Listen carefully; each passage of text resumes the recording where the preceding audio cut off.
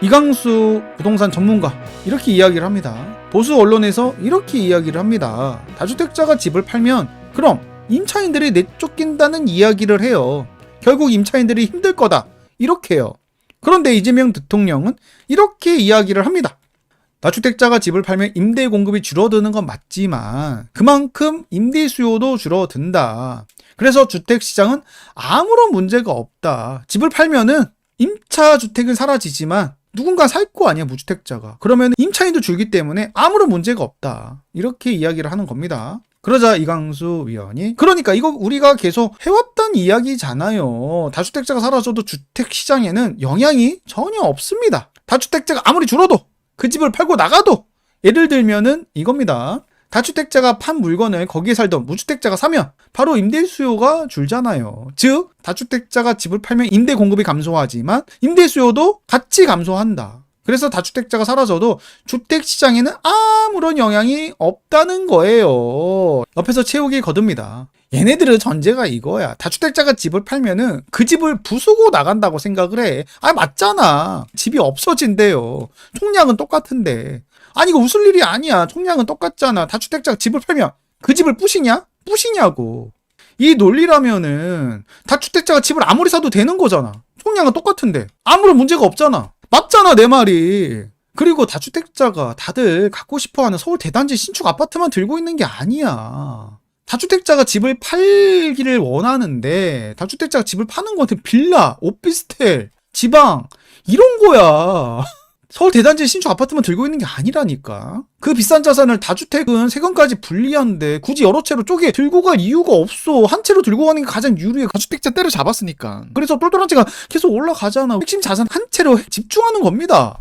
이걸 설명을 해야 돼? 자괴감 듭니다 진짜. 다주택 전략은 오히려 돈이 부족하니까. 그래서 어쩔 수 없이 세금 리스크 안고 두드려 맞더라도 레버리지 껴서 임차인 상대 엄청나게 힘든데 투자금이 저렴한 못난이를 여러 채 투자하면서 다주택을 하는 겁니다. 왜냐면 못난이 한두 채로는 수익이 보잘것없으니까 엄청나게 리스크를 안고 투자하는 거예요. 무주택자, 당신네들이 갖기 싫어하는, 그래서 전월세로만 거주하려고 하는 빌라도 보유하고 있고 오피스텔도 보유하고 있고 지방주택도 보유하고 있습니다. 이거 팔면은 살 겁니까? 안 살 거잖아. 그리고 다주택자 이런 집을 다 팔면 어떻게 되겠습니까? 해당 주택은 전월세 개떡상합니다. 근데 이거 무주택자들 입장에서는 최악 아닙니까? 어차피 본인들도 매수하고 싶지 않은 전월세가 치솟는 건데 이거 정말 최악 아닙니까? 그리고 진짜 문제가 다주택자가 못난이 주택 판 돈으로 어디를 사겠습니까? 다주택자는 못난이 주택 공급하는 사람들이야.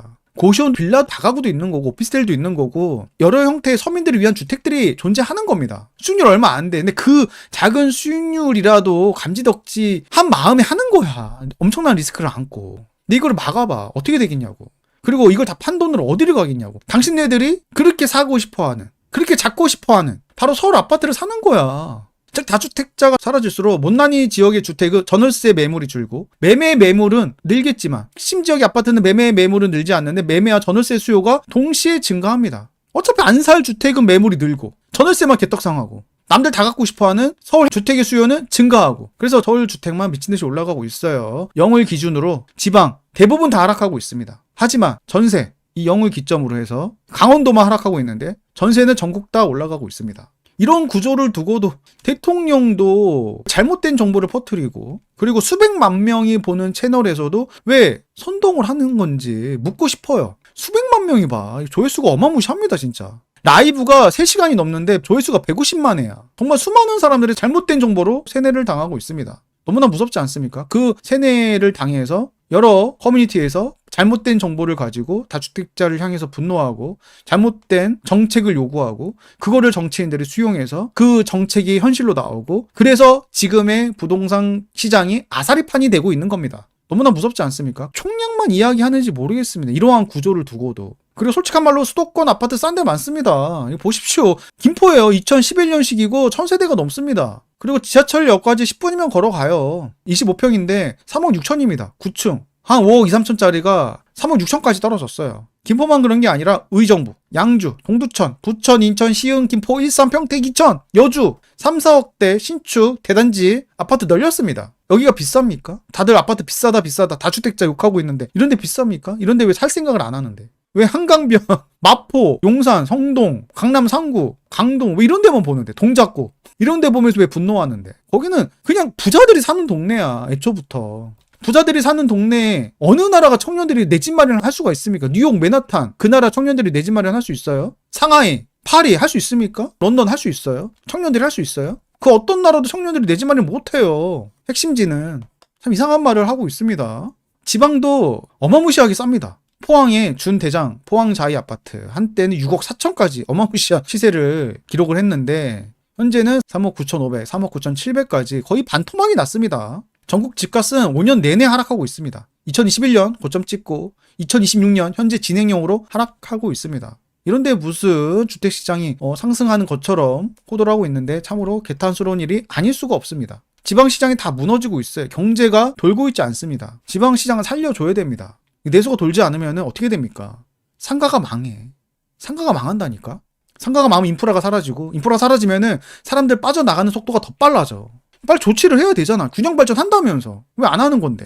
자, 우리 MB께서는 수도권 집값도 잡고 지방 경제도 활성화시킨 엄청난 업적을 남기셨습니다. 엄청난 업적을 했는데 그때는 우리는 당연한 거다라고 생각을 했습니다. 왜냐하면 지방 집값이 하락하니까 부양하고 서울 집값은 상승했으니까 조금 압박을 하고 이거는 자연스러운 흐름이다 라고 다들 공부를 했는데 그렇지가 않아요. 당연한 건 없습니다. 엄청난 업적을 달성하신 겁니다. 또 환율까지 안정시켰고 리머 사태가 터지고 전 세계적인 경제 위기가 터졌는데 한국만이 가장 빠른 경제 위기에서 극복하고 엄청난 경제 성장을 이끌어냈습니다.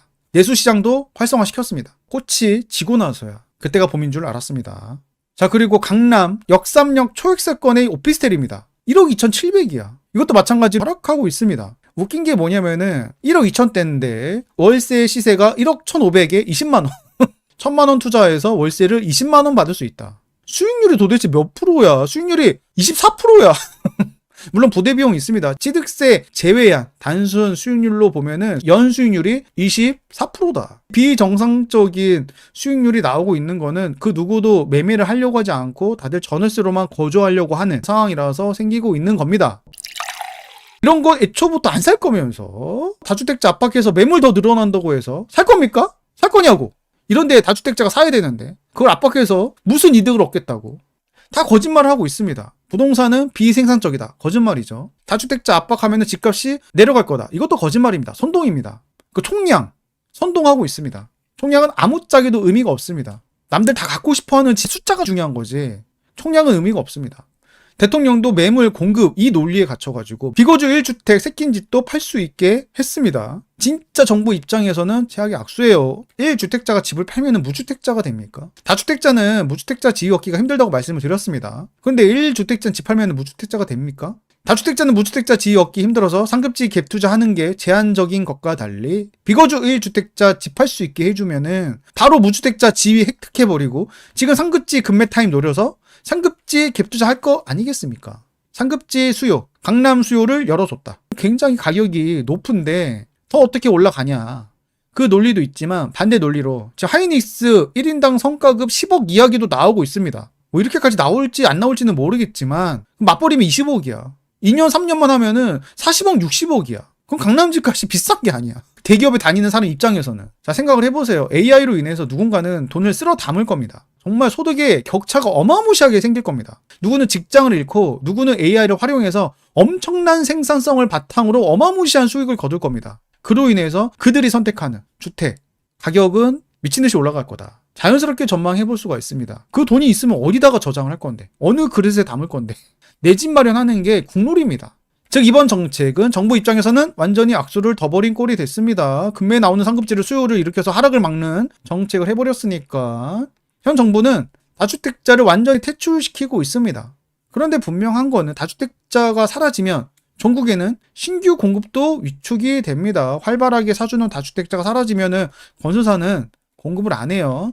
2030년 공급이 터진 거는 2020년, 2021년 다주택자가 많아졌기 때문에 지방 투자가 유행을 했기 때문에 건설사들이 지역 내 수요를 기반으로 책정하지 않고 전국 수요를 기반으로 해서 공급을 밀어냈습니다. 그래서 2023년 전국 지방에 주택 공급이 넘쳐나게 된 겁니다.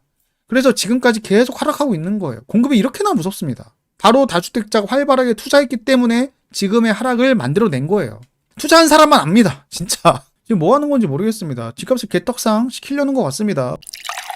자, 오피스텔도 사상 초유 공급 가무입니다. 이거 보십시오. 2년 뒤에는 사실상 공급이 제로입니다. 이런 경우가 없었어요. 오피스텔 공급이 이렇게까지 처참했던 적이 있습니까? 여러분들 경험해 본 적이 있어요? 누구도 경험해 본 적이 없습니다. 빌라도 마찬가지입니다. 서울 다세대 2023년, 24년, 25년, 2023년 126% 도입이 됐습니다. 2020년 시택세 12%가 도입이 됐고 미친듯이 공급이 하락하고 있습니다. 다주택자를 압박하면 압박할수록 공급이 처참하게 무너지고 있습니다. 그래서 지금 빌라 난리예요 진짜. 재개발 호재 없는 빌라도 올라요. 서울 아파트 입주 물량도 처참한 상황을 기록하고 있습니다. 저는 이런 걸 본 적이 없어요. 여러분들도 처음 보실 겁니다. 아파트, 빌라, 오피스텔까지 공급 멸종입니다. 대한민국 역사상 이런 적은 처음입니다. 그 누구도 겪어보지 못했습니다. 그러니까 뭐다? 전월세 대란 상상 초월!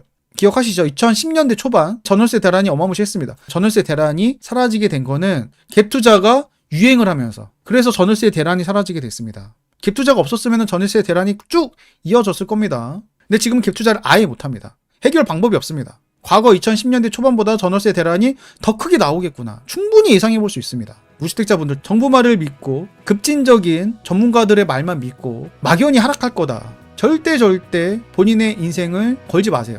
정말 큰일 날 수 있습니다. 정말 현명한 선택을 하시고 내 집 마련을 하시길 빌겠습니다.